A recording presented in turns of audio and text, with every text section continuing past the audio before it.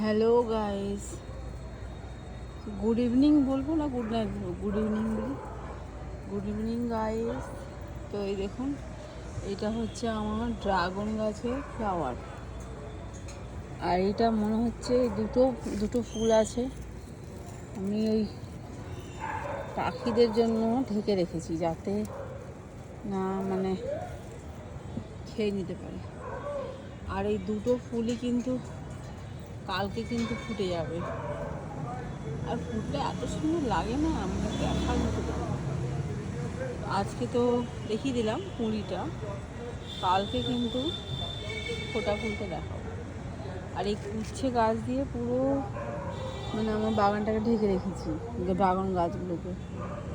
কেননা ওই গরমের জন্য সব গাছ কিন্তু জ্বলে যাচ্ছে, তীব্র গরম এখানে প্রচণ্ড। এই যে হচ্ছে আমার পুরো ড্রাগন গাছের এটা পুরো বাগান।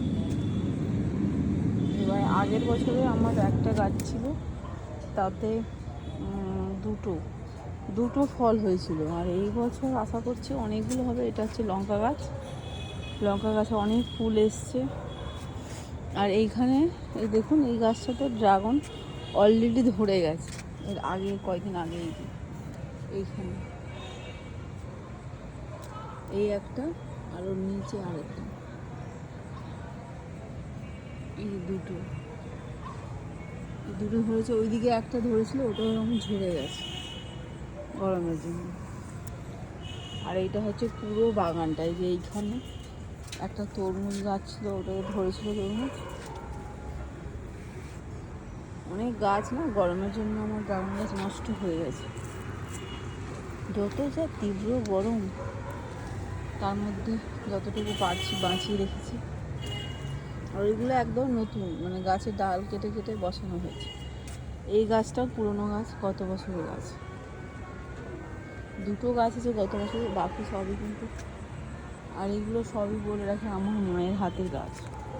ড্রাগন গাছে আমার কোনো ক্রেডিট নেই। মা আসে মাঝে মধ্যে, এসে যত্ন করে। এই দেখুন কীরকম বড় হয়েছে, চারিদিকে ছড়িয়ে গেছে। আমার ক্যামেরার ফোকাসও আসছে না। এবছর যদি ভালো করে ড্রাগন ধরে, প্রচুর ড্রাগন ফল। তো বাড়িতে বসেই তো আমি এবার মনে হচ্ছে ড্রাগন ফল আর কিনতে হবে না এবছর খাবার জন্য। এই আমার ড্রাগনটা আগে বছর সাদা হয়েছিল, খুব সুন্দর, মানে মিষ্টি, খুব ভালো হয়েছিল খেতে।